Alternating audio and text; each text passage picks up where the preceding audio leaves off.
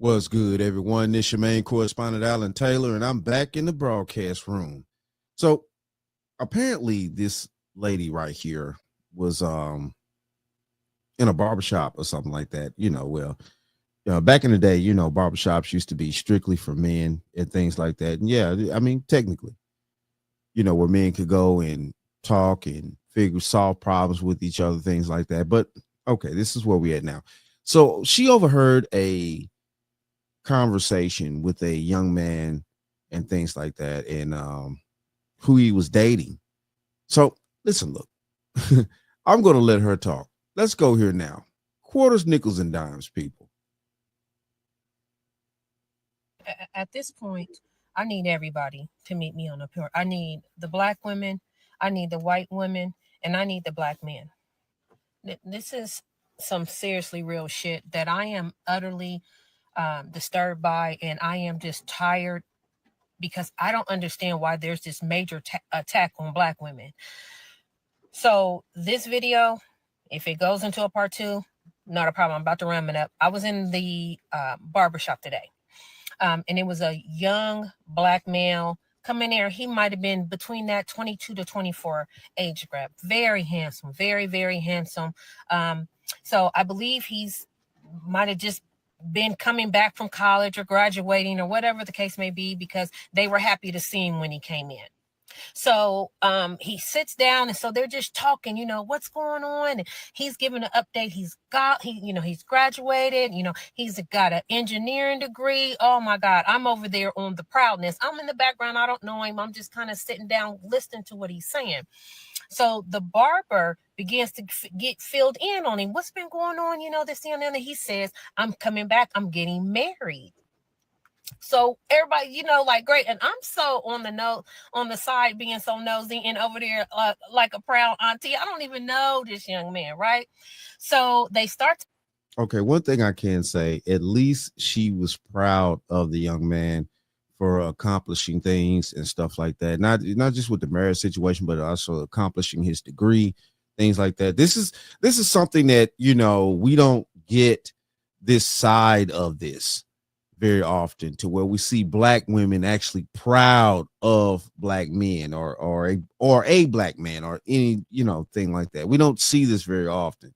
All we see is black men ain't shit, or they ain't this and that. Woo, woo. Yeah, so okay, I give her a little props for that right there. Start to kind of converse amongst each other, and they're talking. And so the young man says, yeah, I'm having a little problem. It's a lot going on because I'm marrying a white woman, and my family, they're not too happy about it. So the barber and everybody was like, oh, well, to each his own, and this, that, and the other. So the barber was just kind of speaking to him, and he said, hey, where'd you meet her? And he said, oh, I met her in college. And he was like, oh, okay, because, back in the day, you had all the girls. What made you decide that she was the one? Like, what made you want to marry the white girl or the white woman? No disrespect. So what this young man said after that is what just literally took me out the game as a black woman, as a black mom, in general. So he says that, he come from, of course, the hood, and had a hard knock life, just with one mom and no dad, and that same shit. Like, don't nobody I hate the fact that is such a stereotype. We hate it too. But it's not even a stereotype. It's just the truth. It's not even a stereotype at this point. It's not. It's just the regulated truth about the black community, and it's just the truth. But so he goes off to say that when he went to college, it was a college that was mixed, but more so of a white college. And he start, meeting up with white friends, and, they introduced him to another whole world that he didn't know existed, and the young girl, she became a friend and then introducing to their family. And when he goes over there, they're all married. The parents is married and they have a really good home and they do things together and they communicate. It's just a good energy, a good vibe. And this man said, I never knew this side of life. My life was always loud and chaotic and always disruptive with my family. So the young man said, he would go over there and they would go on vacations. They would have Sunday dinners. When they had cookouts, there was no fussing, no fight, no arguing. It was just all love and vacations. I was thrown at what this young man was saying in regards to what he seen and what he witnessed being with this young lady. And I bet she was, though. But see, this is the issue right here. From what this young man was telling his barber and things like that. And see, this is what used to happen in barbershops when we just used to have male spaces and things like that. And we also don't talk about that enough. Male only spaces. And you can sit there and feel some type of way about it all you want to, but those are very much needed. When we used to go to the barbershop as men and things like that, we would, go there. We have talks, things like that. And it's a male space. It's a male space, somewhere where we as men can talk and galvanize our thoughts and talk to other men and counterbalance information and seek out new information from other men, what they've been through, what I've been through. We give each other knowledge about how to move on this planet as men. And the women in the space and stuff like that, it's not a need to be there, man. It's just okay, let's keep going. And this new side of life. And so he said that when he seen it, he started thinking about all of the chaos that his life was. It was always baby mama drama and fussing and fighting, and they'll get together as a family and it'll be a fight. And the drunk uncles, the drunk mamas, he was like, my aunt and uncles, they all on welfare and always scheming and always fussing and fighting, cussing, trying to hook up with this dude and that dude. And it's just all these black women, just all that seemed like that's all I was raised up under. That's all I seen. That's all I know. And then I get to the white woman and it's different. And what he said after this is what really broke me. He said, it's like when I came home the last time, he said, and I was in my family's event. It was nothing but chaos. He said the women, they in house shoes and bonnets, they ghetto acting. He said, and I love them, but I don't love it.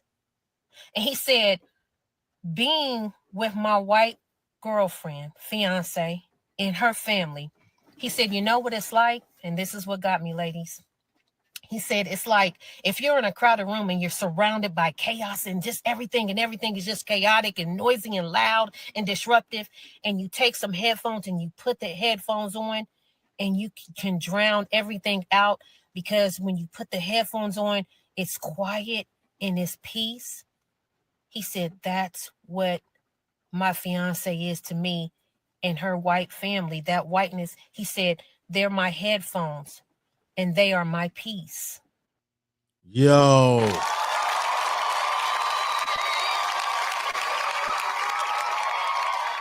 And that's where it's at. That's where it's at. Now, we could sit here and feel some type of way and talk off the side of our necks. Hold on. About what this young man had said in that barbershop to his barber. Now, the thing of this is, the only reason why this information leaked out is because there was a woman in a male space. And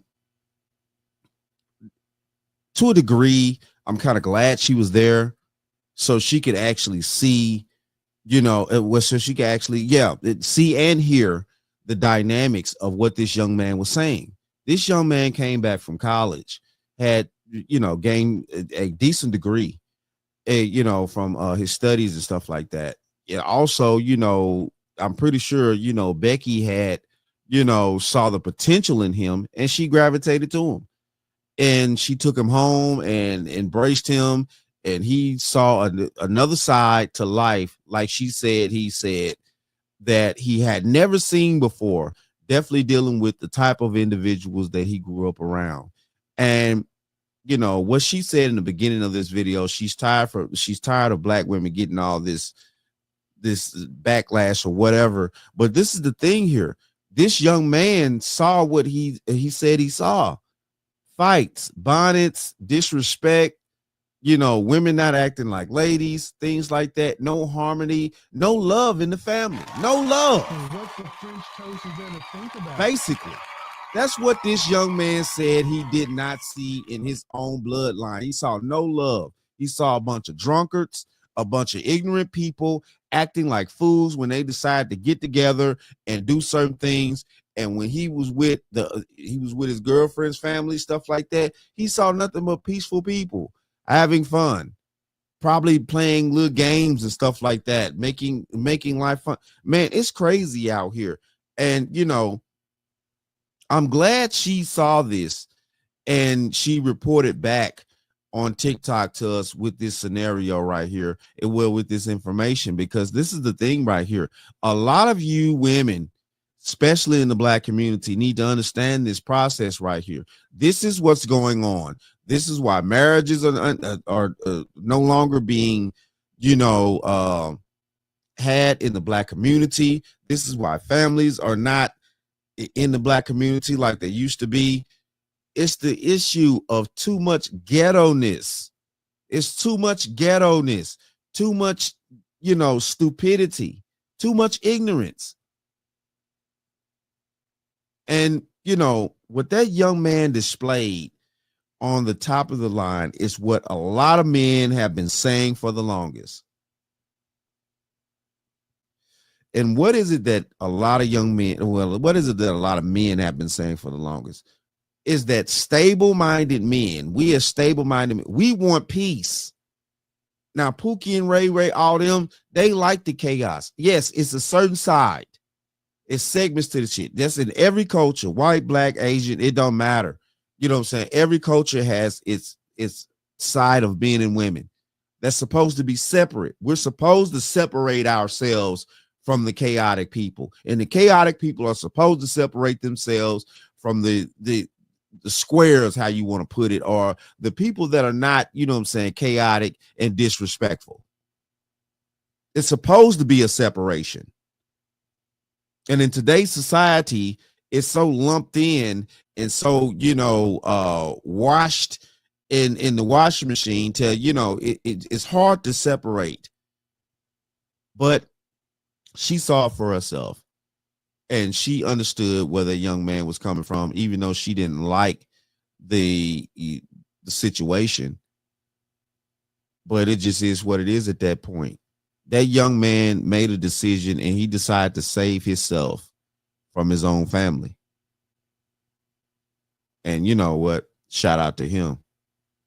And I hope he keeps prospering and moving forward. But this is just the dynamic that we're in out here. Definitely in the black community. Y'all are pushing the young men that are capable of being these six-figure earners and all this and that away because of, the women's ignorance and lack of decorum and lack of, having respect and honor and, carrying themselves like ladies. It just is what it is at this point. Listen, look, man. Shout out to all my subscribers. Mad love to y'all. If you're new to the channel, please hit that like, share, subscribe button. Make sure you ring that bell to be notified whenever I decide to post things. And like I always say, and that, my friends, is the bottom line. That, my friends, is the bottom line.